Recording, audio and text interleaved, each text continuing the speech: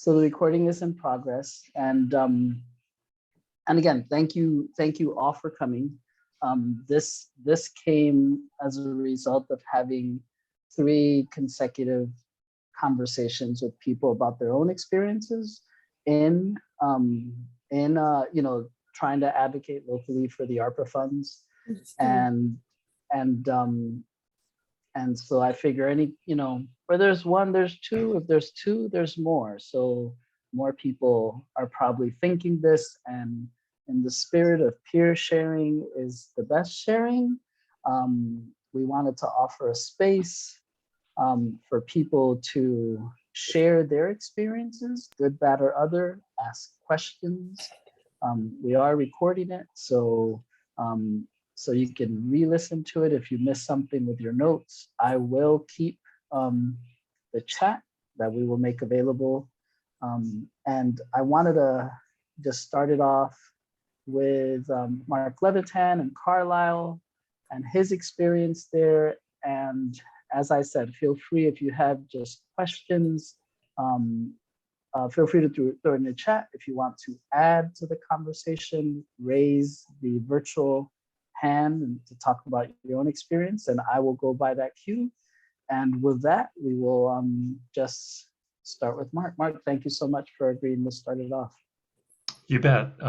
Thank you. Will I be able to share my screen so I can just flash up a few? I will find you. I will make you a co-host, and same with anyone, and you'll make guests. And so now you should be able to share. Okay, I will in just a second. So I want to just give a little bit of background. Carlisle is a very small town, 5,200 people, and we have, you know, a number of cultural organizations in town, and probably a high percentage, relatively speaking, of our population of very creative people in the arts and music and literature and STEM, what have you. So we have a vital community going on here. And when I attended Emily Ruddock's webinar back in July about, you know, the coming of ARPA funds, the light bulb went off in my head. I immediately contacted the chair of our select board and said, hey, what are you going to do about all this? And they hadn't even got a clue about how to proceed until sometime in October. So we talked about it amongst our cultural council about, you know, what role could we play in promoting.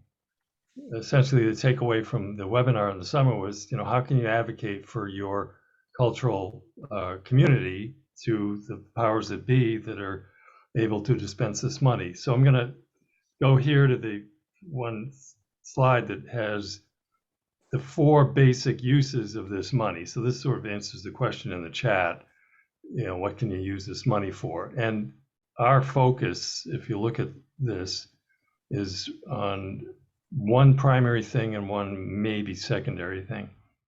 But expenses to respond to the public health emergency regarding COVID-19, and here's the kicker, or its negative economic impacts. So that really applies to anybody who's making any sort of money, whether they're full-time professional or part-time, in the arts and culture community. The other part of it may be infrastructure for projects, public parks, and other infrastructure that might be involved. So we just said, how can we take on a role? And, you know, again, using Emily's sort of cues there, can people see this okay with the highlighting? Mm-hmm. How can we be involved? So our original idea was, why don't, you know, we're a grant making body. We're the unit of Carlisle government that's the state designated arts and culture advocacy organization for Carlisle under the Mass Cultural Council. Why don't we try to act as a sub-grant agency that would pull together the information from our community organizations and get a block grant from the ARPA funds? That was our original idea. So we wrote some great language, which I'm happy to share with people on the justification for this and why it's important. And that, the idea that this committee should prioritize funding for the arts and cultural recovery. So we quickly, were disabused of the idea that we should get block grants and redistribute the money. It was going to be, creating a separate bureaucracy essentially. But the fact that we're advocating for these organizations and ourselves is really where we settled and where we're putting the pressure on. And that's where, we've also asked for money for ourselves, for the Cultural Council. And to sort of quicken this up a little bit, the committee, which is a three-member committee, which is going to make recommendations to our select board about who gets the money. And in this town, we're, tiny little town, we're getting $1.5 million in total in two parts. So it's not a big chunk of money. So how do we go about, trying to get their attention to get our little piece of it? So actually, this is not what I wanted to put up here.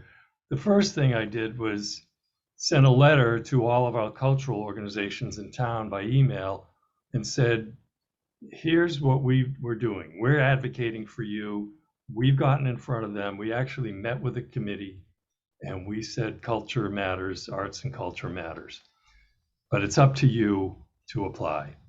And, we offered technical, quote unquote, assistance for people who had ideas. We had a number of conversations with a few of the organizations to make sure that they were going to have the ability to put this information together.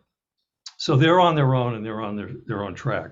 And then, we had a deadline of last week to get initial applications in for the first pass of money, and we put in 2 of them. And I'll just quickly say what they are and what angle we took in order to try to justify getting money directly to the Cultural Council, which again, we haven't lost any revenue, we haven't had any employees we had to lay off. All that stuff is really not what we're about, of course. But we did put together the idea that let's do a supplemental grant program for cultural practitioners in our community, and that we would run it very similar to the MCC's local cultural program. We want $5,000, which happens to match our annual allocation this year from MCC, and we would want to run it over 2 years because we don't know, what's going to play out and how things are going to happen, and we can't have this overlap with the annual MCC program in the fall. So, but what we're doing here is saying we're going to pass this money through to the cultural community. That we're not going to take it and do anything other than give grants to people who will put programs on, and this will incent them to create more programs, even if they're virtual, for the benefit of the town or the community in the town. So, we think this one has potential. Let me put it that way. We don't make big grants, we don't have a lot going on, and we're asking for a modest amount of money. And then the second thing is we have an annual festival in town called Old Home Day, which I think a few towns have something similar. And there are culture-related events within the festival, arts and crafts fair. The Cultural Council produces a music showcase of local musicians. And we're trying to have a much bigger one this year so that we put together a second request that says, give us money for people. We will pay the sound engineer and we'll give performer stipends. Again, we don't have any business asking for money for COVID impacts directly, but we're going to pass this money through to people who have had those impacts. So that's essentially what we've done. I would say that the key thing that's gotten us any traction at all was having early communication, and we are a small town, so the players pretty much know each other. The networking part of it cannot be understated. So that's So I should say, I'm in this meeting. that's my Just little bugging me. my little take Or here. should I bring a plate in here? I guess so. Okay. I hate to do that. But I'll be happy to take any questions from what I've just said, and then I'll recede into the background. When do you expect to hear about the grant? Well, that's a good question. I think the mid-February, mid to late February timetable is when they're going to make recommendations to the select board. And, this is all mixed in with all their other commitments for annual budgeting and things like that. So who knows what will really happen.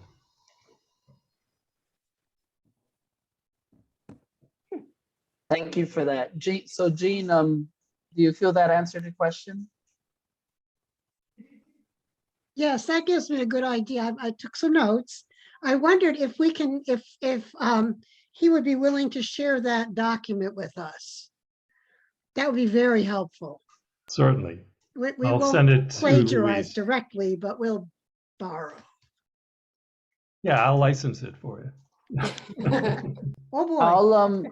I'll share with the other officers, and everybody will send them to their respective LCCs. Alice, I see your hand up. You can hear me now? Yes. Okay. That was very helpful. I'm from Falmouth, and in our local Falmouth Enterprise last week, there was an op-ed piece by Eric Turkington, who had been a state rep, who basically said in Barnstable County, the money is going to the county government, and he was advocating to get it to the towns. So that's as much as I followed, but I don't know if other people have this response, but it seems really difficult to find out the information in a timely way. I'm really impressed that Mark and Carlisle really did this proactively. But sometimes by the time you get the information, you have to figure out what to do now. And I didn't know if anybody had any advice about that.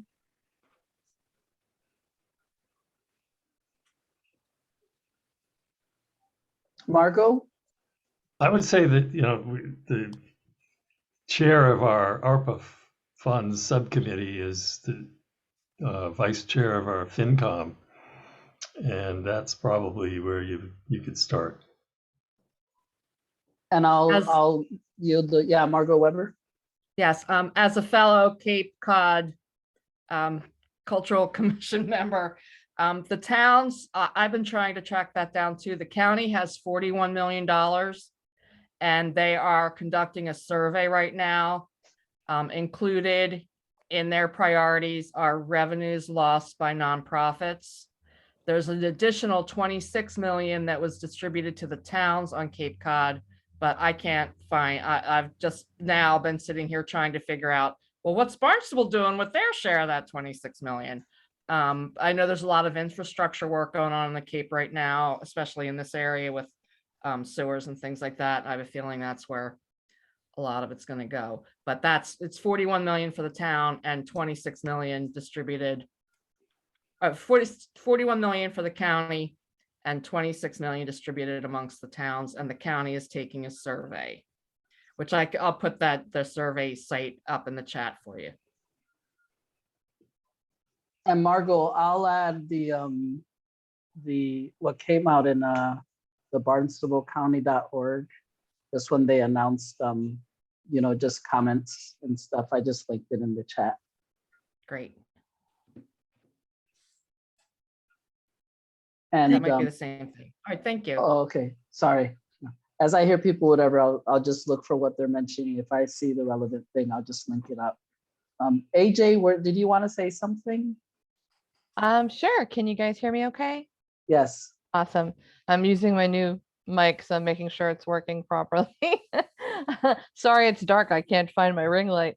So I'm new. This is my first year serving on the Cultural Council. I'm in West Brookfield. So hi, everybody. How are you? Nice to see smiling faces. Couple things. Whereas there was just a comment on quick information and communication. I have gotten about 3 emails since joining the Cultural Council, and I've had the hardest time getting in touch with other members that are actually on my council. The people that I've been hearing from have been in other counties, in Boston, and it doesn't seem there's a lot of activity going on. And I feel bad because my point of contact has been the secretary at the West Brookfield Town Clerk's office. And I think she's sick of hearing from me. So I guess my first thing would be, you know, what's, again, easiest point of contact, maybe for my district more specifically. And the other thing is, in general, once I got the list of applications for my town, let me just tell you how my weird brain works. I literally downloaded all the applications onto my hard drive and started going by one, and then doing like bullet points in a Word doc to like, this is how much the average person charges for this kind of program. This is what I think. Here's how I think. And I'm literally, I think I've gotten like through like 7 out of 10, which I don't think is probably the ideal way to do it. It was just my brain like go, go, go. That's how I work. So how and when are we discussing how to find out about meetings? Like I'm a very new at all of this. So just from your guys' perspective, like easiest point of contact, where to look for meeting information, vice versa, how you like to divvy up the grants. And Yeah, AJ, thank you for that. And second, just thank you for even, right, to volunteer to be on this, to serve. We do split up the Commonwealth by regions. I don't have West Brookfield off the top of my head. I don't know. We do check in daily, our team. And so 3 of us are here today. And so we will have that discussion yesterday, and someone will get a hold of you tomorrow. Awesome, thank you. And either by email to say, hey, when can we talk, and give you like the 101, but also tell you where in the cycle you are right now, where you can be. Yeah, well, I know that everything is due in February. Letters need to start going out. I just want to make sure that I'm doing what I can to be a part of the whole crew. Yep. No, that's awesome. And I would be remiss if I didn't, after Mark mentioned Old Home Days, to let people know that today is the first day, the second round of the festival's grants. And these are for festivals that take place between the dates of March 1st and August 31st. They open today, and yeah, take a look at it, because Old Home Days is something that definitely qualify and stuff like that. So anyone else wants to share their experience in their neck of the woods with asking or and again, I think the big thing with Mark is, like, you know, he split his ask in 2, and 1 was just for the match, right? Like, how many of our LCCs would love, like, for their $5,000 to $10,000 to be matched? And you can make a really good case for it.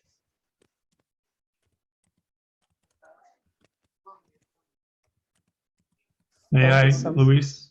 Yes. And then I see Jean after you.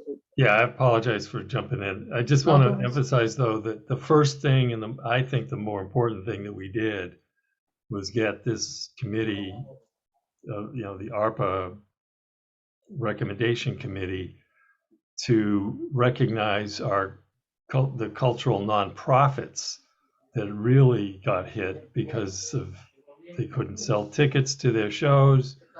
They had expenses they continued to have, and their donations dropped precipitously. That, to me, is way more important than the small amount of money we've asked for the council. Right. No, I appreciate that. Thank you so much. Jean. You know, I've been on the council for, I think, 3 years now. And the second year I was on the council, the chair went to the selectmen and asked them to match. And they did. It just sort of showed up on the in-town meeting on the budget. And so for 2 years now, we've had a fairly close match. We're a little town, we're, 10,000, growing fast. But it's one of those, if you don't ask, you're not going to get it. And I was surprised how easy it was, but don't tell anybody. I'll scratch that from I'll Photoshop that off. Thank you. Anyone else? And Jean, if you could bring your hand down also, if you click on it again. And people will notice that I turned on the live transcription. I had forgot to do that. Apologies. And if you want it off, all you have to do is click on the little arrow next to live transcript and just say hide subtitles. If that sort of thing, just for some people, it's just more of a distraction, but many people need it. So yeah, anyone else?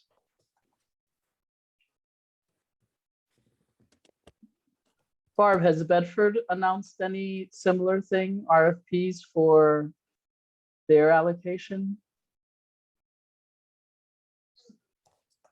Yeah, it's interesting because I haven't been paying attention to this, but I just looked at I just was looking, and there's an article that our town manager announced how much money we received, and that went out in June.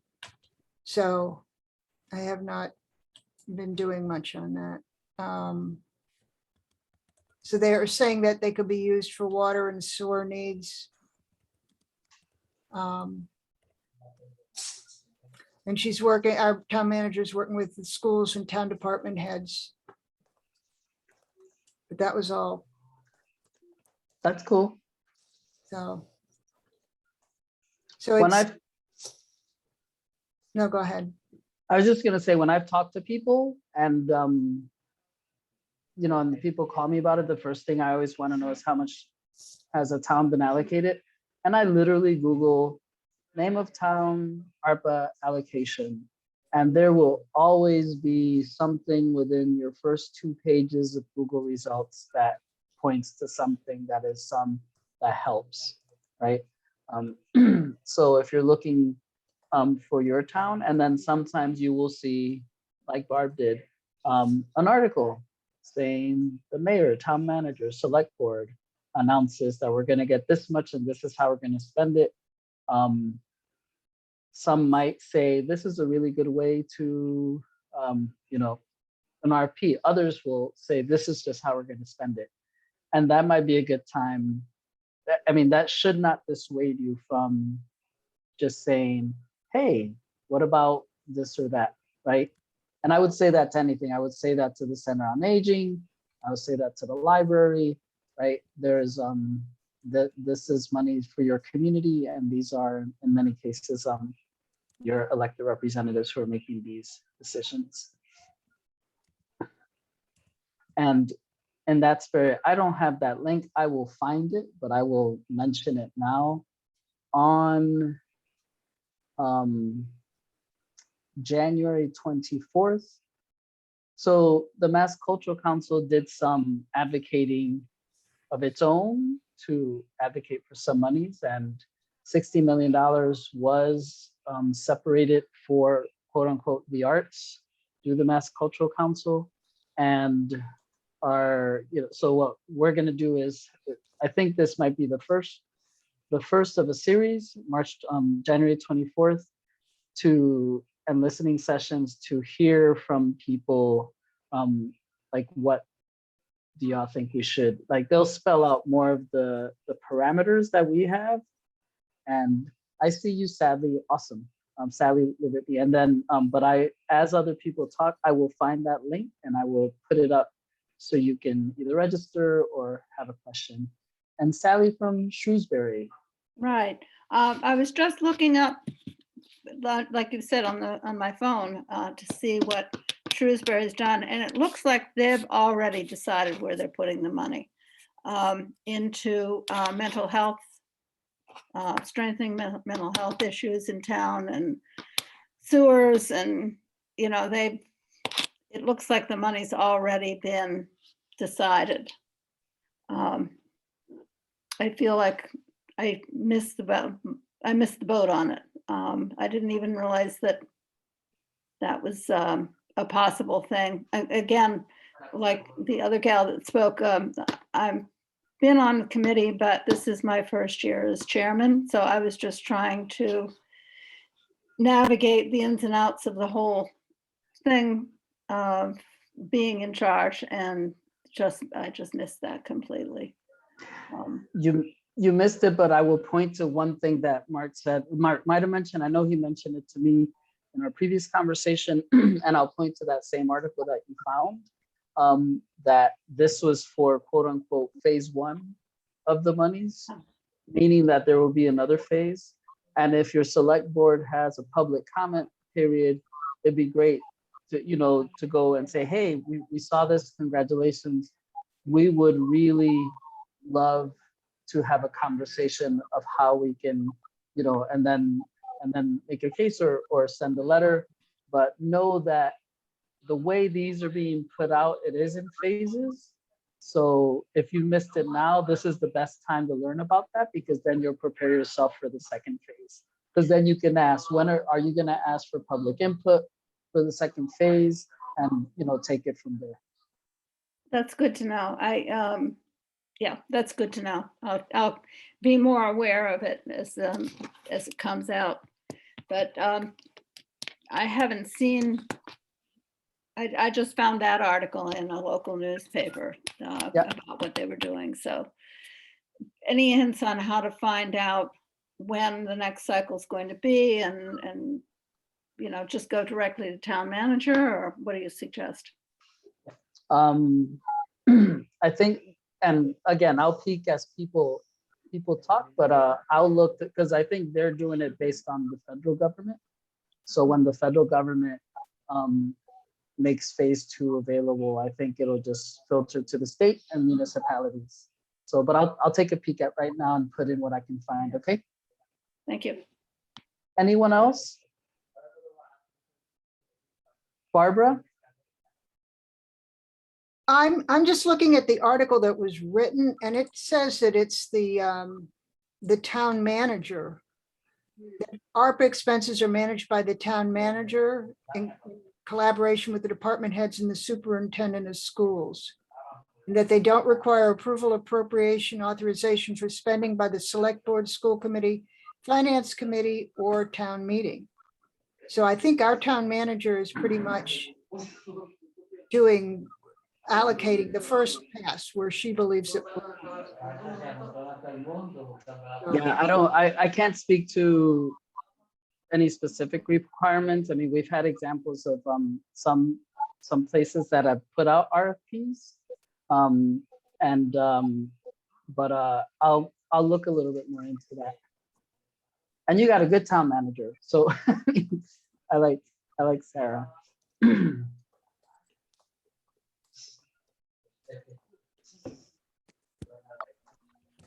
Anyone else? I had a question actually Yes. about, I was sort of recruited because I was applying for grants, and I've expressed interest before. I was very excited to be a part of the Cultural Council this year.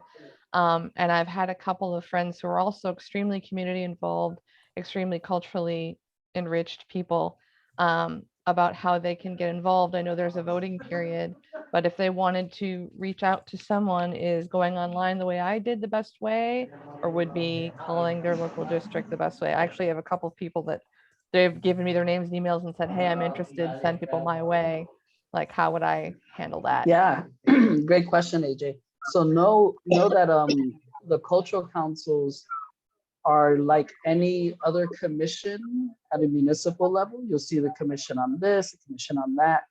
And the one-stop shopping that anyone can do who wants to join any is go to the clerk's office or call the clerk's office and say, what would I need to do to join in this case, the blank cultural council? And you can go on and Google and find like their page, but the phone might be like a city phone anyways that takes you through the maze. But the clerk's office is responsible a lot of times, and they might tell you you need to submit a letter and a resume to the select board or the town manager. Some places have very specific whatever. Some require the council to recommend to the authorizing, the authorizing person.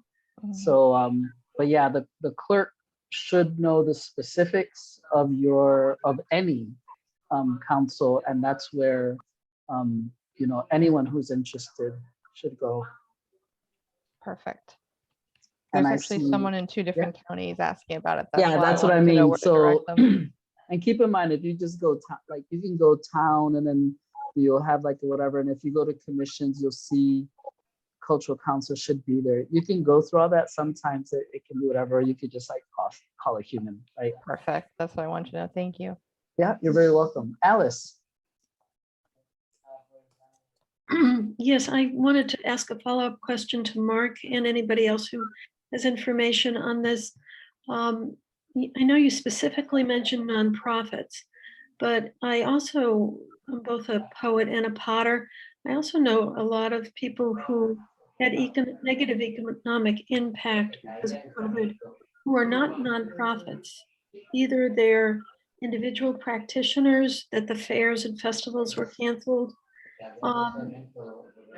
In your experience in Carlisle, is there a reason why you limited it to nonprofits? And what if somebody doesn't have a nonprofit? Yeah, we didn't actually limit it. The language in the the authorizing information or whatever the government has circulated about this specifically says aid to nonprofits can be included, but it also can provide aid to individuals. So I think, if listening to the conversation, I don't know if somebody has their TV running or something, but That might be I me, would sorry. just say, when I share this letter to the area coordinators and they pass it on to you, I borrowed the language from Emily Ruddick at the July webinar. It's a plug for those. I don't always go, but it's a plug that this, our job here is advocating for any cultural practitioner who makes any sort of money out of giving a benefit to our communities. And so we need to be in front of them, even if we lost out on this time. We need to put in the groundwork now to be there for the next time. And it is my understanding that municipalities have received half the money that they're going to in total, and that this will be another tranche of it next year. And there'll be, so whether or not they've allocated all of it. But I would not assume that there's no, that all the money's spoken for. That's one thing. I would not start my day by assuming that, even if you think that you read an article that that's the case. Double check, and then at least you'll start getting on their radar.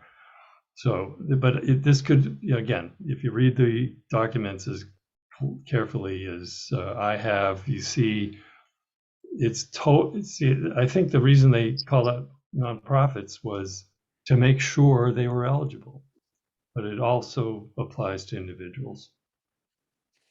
But they'll have to make their own case for themselves in front of these committees. That's the key, distinction. We, I think, have the role to play to tell our ARPA decision makers how important culture is to the health and vibrancy of our communities. That's really, where we come into play. And that's the language I stole or borrowed or whatever from, Emily. And then I, went off from there. Well, thank you so much, Mark. And as a poet, I was very involved with the Mass Poetry Festival up in Salem, and always the information that we gave back, excuse me, to people was how many people shopped or ate. So the arts are good for Main Street, and trying to make that as a point that it's about economic recovery for the whole community. Exactly.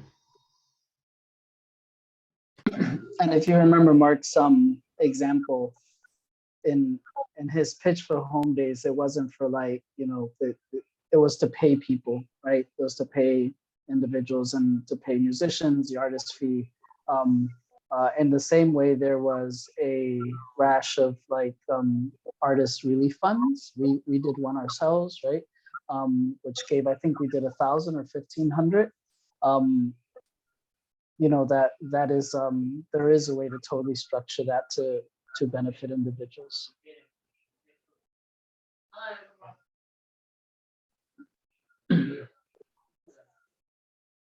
Anyone else?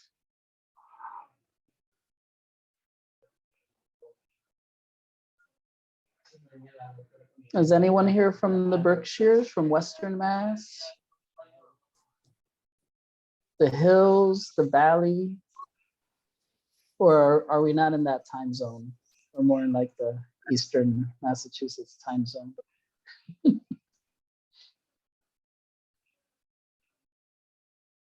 I'm middle. There you go.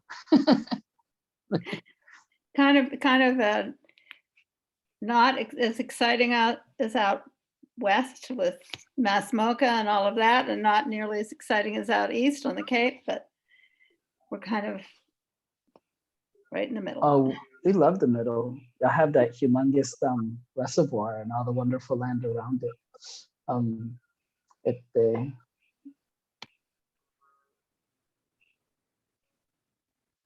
So yeah, I won't push anyone, but if no one else has anything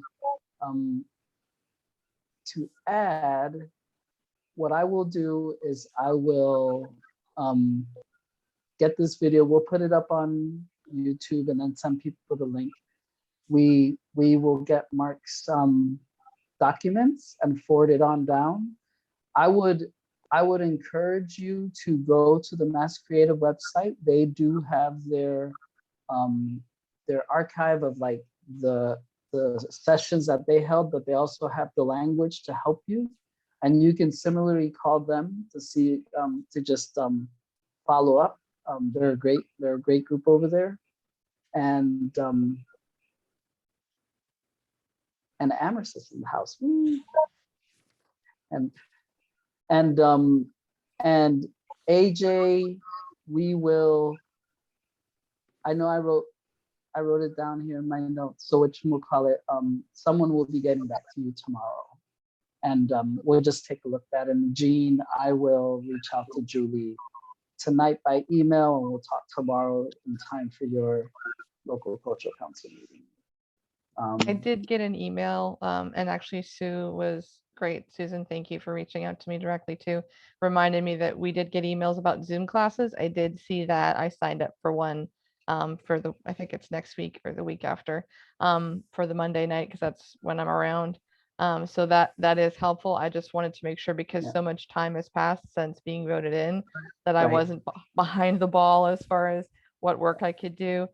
The other point I wanted to make before we all head to the Four Hills is just a thought that I had, and it's something I've done because I'm already so community based, and most of what I do with music and with the entertainment industry is it's all just knocking on the door and showing up places. I've started compiling a list of people in this area in particular, for like the West Brookfield, for Ware, Hardwick, that whole area of businesses that are extremely culturally friendly, that have expressed an interest in being more involved with what the LCC does. And I'm going to put that together and try to make that public, whether that's just emailing it to the right people. I'll figure that out once it's done. But all the people that I'm in contact with, names and emails, there are so many more people, especially in my area. You know, I'm speaking of my area because it's the one I'm familiar with, but they are very excited about what we're trying to do. They want to be more involved.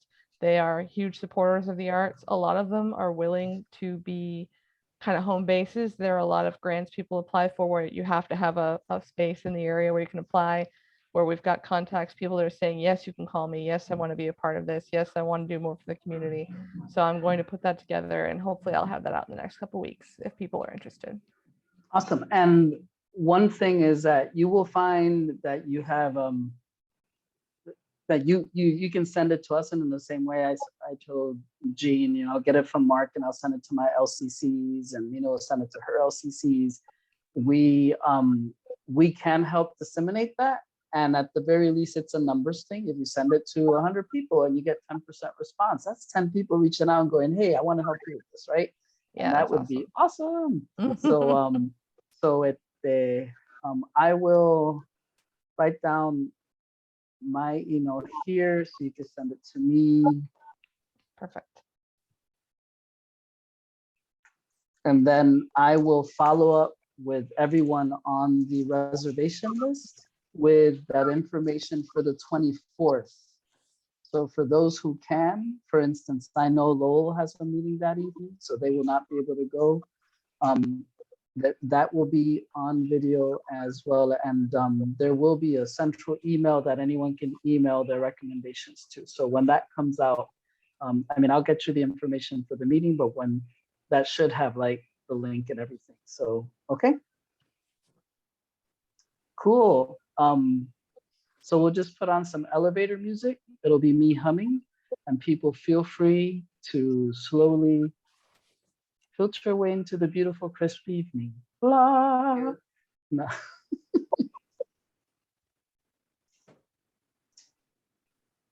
Thanks, guys. Yep. Adiós, Mauricio. Dios, gracias. Que lo pase bien, hermano. Yo también, hermano. Ciao. Mark, thank you so much.